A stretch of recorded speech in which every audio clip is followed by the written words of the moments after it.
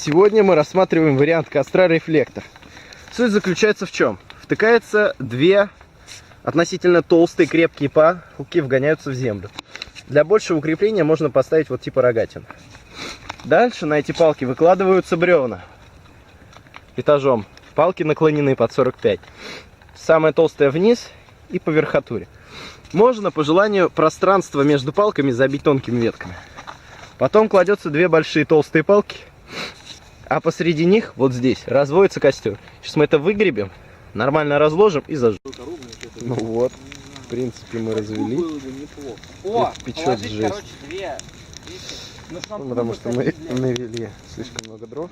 По сути, там этого не надо делать. Потому что ты разводишь костер внизу, и разгораются вот эти большие бревна. Саш, ты будешь ногу доедать? А это... Дай быстрее, да мало мяса.